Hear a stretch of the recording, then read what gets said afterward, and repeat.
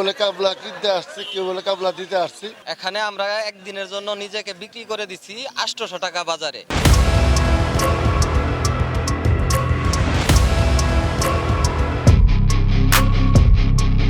ভোরের আলো ফুটতে না ফুটতেই ছুটে চলা, কেউ বা বাইসাইকেল, কেউ বা অটো কিংবা ভ্যান গাড়িতে, আবার কেউ বা চলেছেন পায়ে হেঁটে। এ ছুটে চলা কোনো শহর বা গ্রামে নয়, গন্তব্য জামালপুরের মেলান্দহ উপজেলার শিমুলমোড় এলাকায় স্বেচ্ছায় নিজেকে বিক্রি করে দিতে।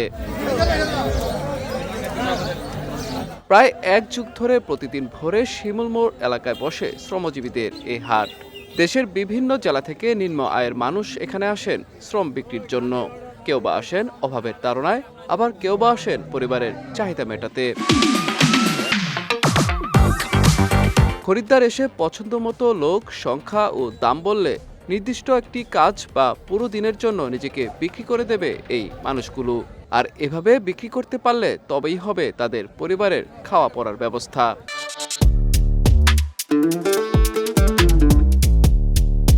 বোরো ধান রোপণ ও কাটার সময় একজন শ্রমিক দৈনিক 700 থেকে শুরু করে 900 টাকা মজুরিতে বিক্রি হয় এ হাটে।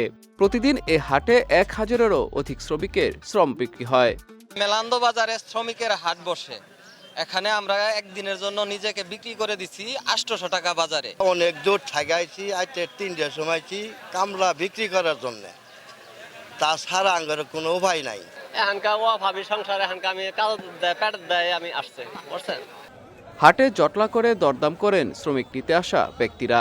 চাহিদা মতো চুক্তি করে শ্রমিক নিয়ে যান তারা। কেউ বলে কাবলা কিনতে আসছি, কেউ বলে কাবলা দিতে আসছি। অর্থাৎ মানুষ কিনে বেচার হাট। সারাদিনের জন্য একটা মানুষকে 800-850 টাকা বললে কিনে নিয়ে সারাদিন কাজ করে বিকেলে তাকে বিদিয়ে দেওয়া হয়। শ্রম বিক্রি করার জন্য কামলারা আসে, অনেকে আসে শ্রম বিক্রি করার জন্য, আবার অনেকে আসে শ্রম কেনার জন্য।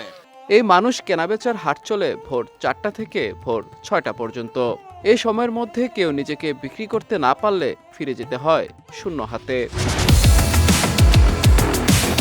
বিজয় টিভি নিউজ ডেস্ক।